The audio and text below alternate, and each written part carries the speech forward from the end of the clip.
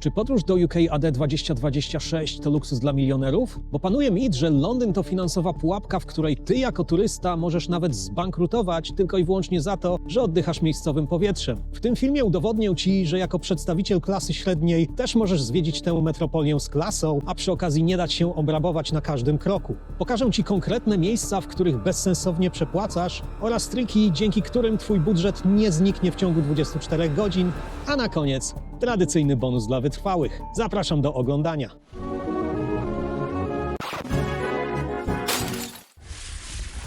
Na początku przypominam, że odcinek o szacunkowych kosztach 5-dniowego pobytu w Londynie nagrałem już rok temu, zatem nie będę się teraz powtarzał, ale zostawiam ci linka do tego filmu na dole w opisie, w przypiętym komentarzu oraz w rogu ekranu.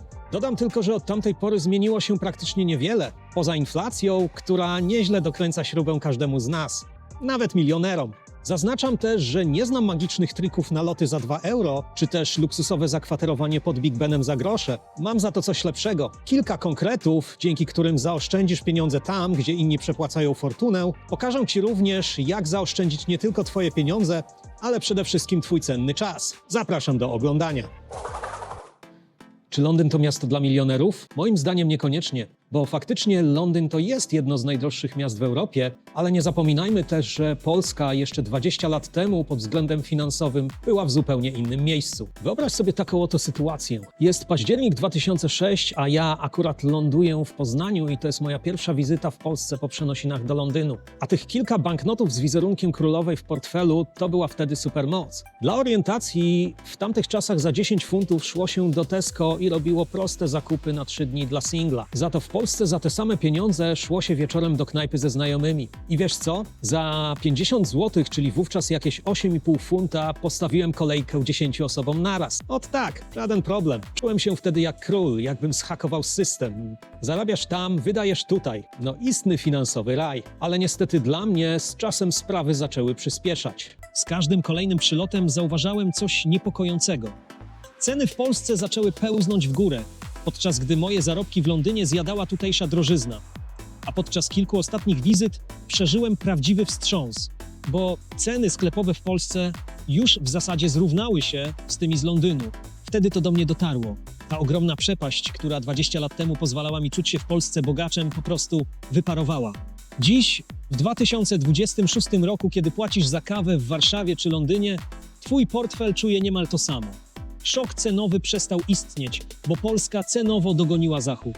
Wiesz co jest najgorsze? Choć ceny produktów w sklepach się zrównały, to Londyn nadal ma swoje specyficzne pułapki, w których nieświadomy turysta może zostać dosłownie skrojony na bajońskie sumy, o których ludziom w innych częściach świata nawet się nie śniło. I to wszystko dzieje się w ułamku sekundy, jak tylko twoja noga dotknie brytyjskiej ziemi. Chcesz wiedzieć, gdzie zaczyna się owo dojenie turystów? Zacznijmy od momentu, kiedy wychodzisz z lotniska. Wyobraź sobie, że lądujesz w Londynie i co robisz? Większość turystów popełnia ten sam błąd i idzie tam, gdzie pokazują najjaśniejsze neony, z tym, że na lotniskach neony rzadko kiedy pokazują tę najtańszą opcję. Weźmy na początek Heathrow. Tam masz do dyspozycji Piccadilly Line, która zabierze cię do centrum w jakieś 45 minut do godziny i kosztuje około 6 funtów, ale będziesz się tłukł ciasnym, dusznym i głośnym pociągiem. Natomiast obok masz Elizabeth Line, która zabierze cię do centrum w jakieś 35 minut, jest nowocześniejsza, ma więcej miejsca, wygodne siedzenia, a do tego darmowe Wi-Fi i klima, ale za przejazd Elizabeth Line zapłacisz między 13 a 16 funtów. Pewnie przyznasz, że różnica jest znacząca, ale tutaj mam pierwszy hak dla prawdziwych wyjadaczy. Wsiadasz na lotnisku w podmiejski autobus 278 lub H30 i jedziesz kilka minut na stację Hayes and Harlington. Tam przesiadasz się w tę samą luksusową Elizabeth Line, ale już za normalną stawkę miejską, czyli niecałe 4 funty. Oszczędzasz dychę na osobę, mając ten sam komfort i omijając klaustrofobiczne metro. A jazda autobusem trwa zaledwie kilka minut dłużej niż linią Elizabeth prosto z lotniska. To jest właśnie mądre podróżowanie. Jedyny minus. Nie polecam, gdy się spieszysz, nie lubisz przesiadek i masz dużo bagażu. Ale jak masz tylko plecak i trochę czasu, warto spróbować. Ale jak się uprzesz, to bierz Heathrow Express, który zabierze cię w 15 minut do pierwszej strefy, a konkretnie do stacji Paddington, z tym, że za tą przyjemność zapłacisz już 26 funtów. Ale tu mam kolejny hak dla ciebie, gdyż jak zabukujesz sobie bilet dużo wcześniej, to zapłacisz nawet i 10 funtów, a dodatkowo strzelisz sobie jeszcze focię ze słynnym misiem. Wybór należy do ciebie. Natomiast jeśli lądujesz na Gatwick, moja rada jest prosta. Nie bierz Gatwick Express. A dlaczego? Dlatego, że są też pociągi Thameslink oraz Southern, które są o połowę tańsze od ekspresu, a podróż do centrum Londynu zajmuje raptem kilka minut dłużej. W dodatku możesz za przejazd zapłacić londyńską kartą Oyster, a w razie gdybyś nie miał tej słynnej Oysterki, to mam dla ciebie małą niespodziankę w bonusie dla wytrwałych, zatem wytrwaj proszę do końca filmu. A co z Luton i Stansted?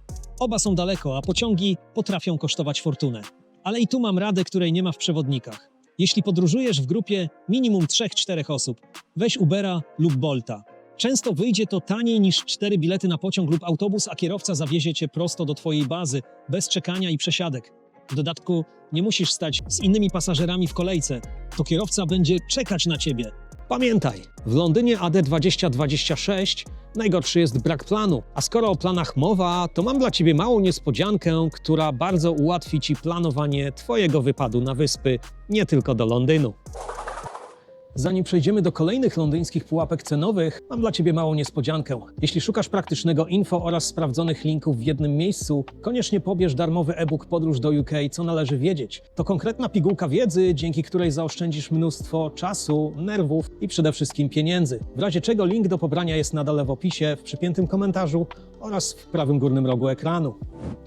A jeśli uważasz ten film za fajny, ciekawy i wartościowy, koniecznie zostaw swój ślad w komentarzu, a także daj łapę w górę oraz kliknij w suba i w dzwoneczek. Poza tym, jeśli chcesz wesprzeć mój kanał, możesz mi postawić wirtualną kawę. W razie czego linka zostawię ci również na dole w opisie oraz w przypiętym komentarzu. Wielkie dzięki z góry, a my wracamy do dojenia.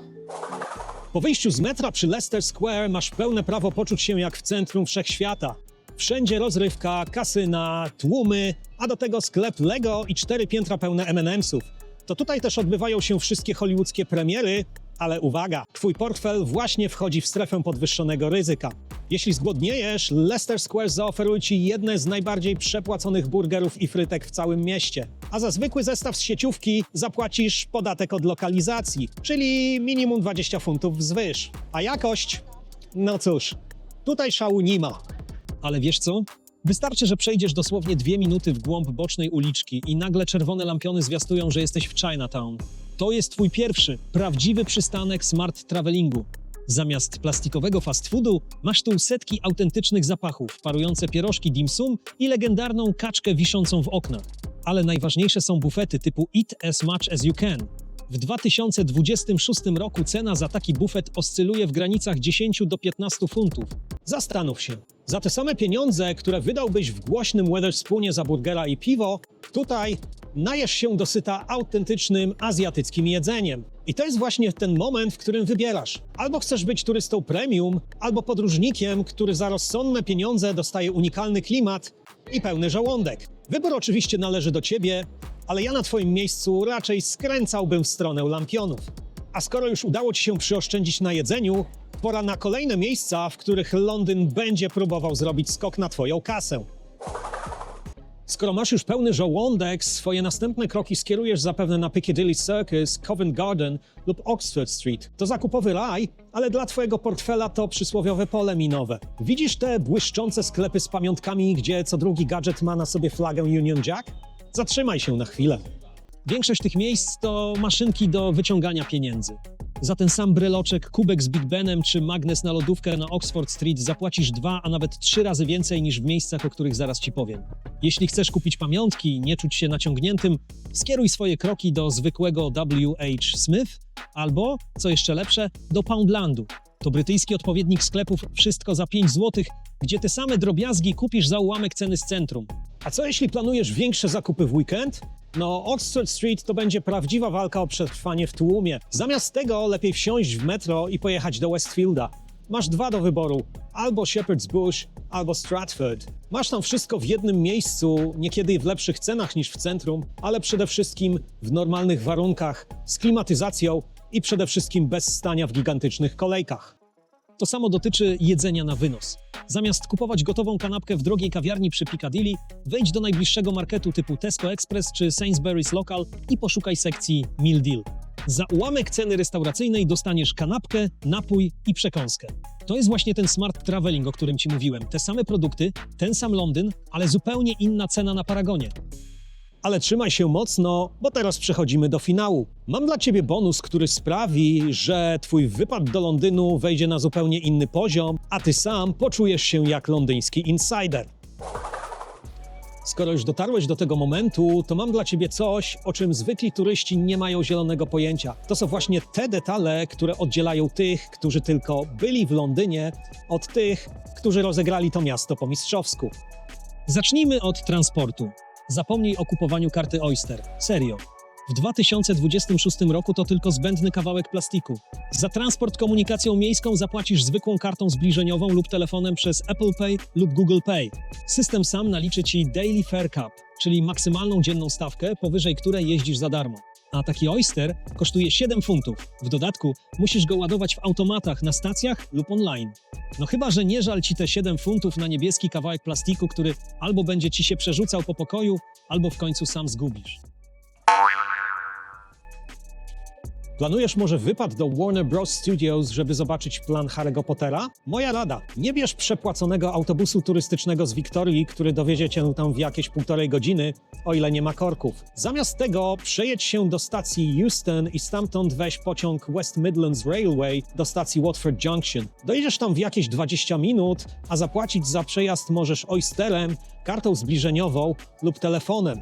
A jak dotrzesz na Watford Junction, to do samego studia zabierze cię dedykowany i klimatyczny autobus, przejazd którym jest już wliczony w cenie twojego biletu do Warner Bros. I na koniec widoki. Jeśli myślisz o wjeździe na The Shard, przygotuj się na spory wydatek. W dodatku musisz najpierw zrobić rezerwację online. Ale po co, skoro masz darmowe alternatywy, które nie wymagają nawet rezerwacji? Idź do centrum handlowego One New Change i wjedź windą na taras widokowy. Będziesz mieć katedrę Świętego Pawła dosłownie na wyciągnięcie ręki. I Sharda zresztą też. A jeśli chcesz zobaczyć las wieżowców z góry, uderzaj na The Garden at 120 przy Fenchurch Street. Wchodzisz z ulicy, bez rezerwacji, no i oczywiście za darmo. Jedyny minus? Być może trzeba chwilę postać w kolejce do kontroli bezpieczeństwa, ale ta idzie szybko i moim zdaniem naprawdę warto. Tak wiem, jest na zewnątrz, pogoda może czasem nie dopisywać, ale masz i Sharda, i walkie-talkie, ogórka zresztą też i kilka innych fajnych widoczków. I to jest właśnie ta różnica. Możesz zwiedzić Londyn jak milioner i przepłacać za rzeczy, które inni mają za darmo, a możesz być po prostu mądry. A skoro już wiesz, jak oszczędzić tutaj czas i pieniądze, to możesz przystąpić do dokładnego planowania twojego idealnego pobytu dzień po dniu. Chociaż na to przyjdzie jeszcze pora. Ale zanim w ogóle zajmiesz się bukowaniem swoich lotów, musisz najpierw ogarnąć tę jedną kluczową rzecz. To ETA. I tu może być mały problem, bo jeśli nie znasz angielskiego lub też przerażają cię brytyjskie formularze i ten ich specyficzny urzędowy język, to mam bardzo dobrą wiadomość. Otóż stworzyłem e-booka, w którym przeprowadzam cię przez ten cały proces praktycznie jak po sznurku. Pokazuję ci dokładnie, co i gdzie masz wpisać, a także zwrócę ci uwagę na błędy, jakich należy uniknąć, aby cały ten proces przebiegał szybko, sprawnie, a przede wszystkim bez stresu. Jakby co, link do e-booka jest na dole w opisie, w przypiętym komentarzu oraz w prawym górnym rogu ekranu. A w następnym filmie? No właśnie, co będzie w następnym filmie? Być może nagram kolejną porcję praktycznych porad i wskazówek, jak oszczędzić czas i pieniądze w Londynie, ale musisz mi dać znać, drogi widzu, bo nie wiem, czy jest sens ciągnąć temat. Zatem, jeśli chcesz dowiedzieć się więcej, koniecznie zostaw swój ślad w postaci komentarza, a przy okazji daj też łapę w górę, a także kliknij w suba oraz w dzwoneczek i widzimy się wkrótce, a tymczasem wielkie dzięki za oglądanie i wspieranie mojego kanału. Pozdrawiam serdecznie i do zobaczenia wkrótce. Cheers!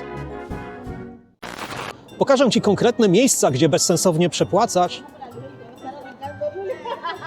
Guys, I'm filming. W dodatku możesz za przejazd zapłacić londyńską kartą Oyster.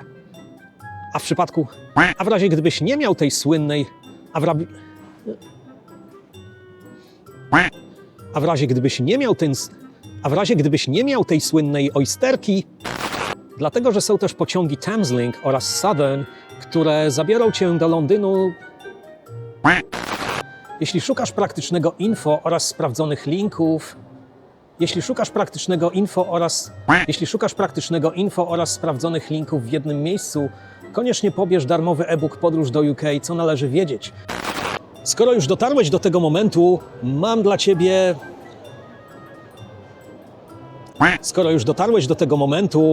ciebie coś.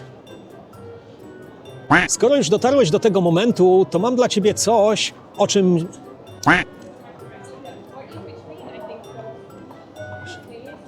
Idziemy. Skoro już dotarłeś do tego momentu, to mam dla ciebie coś,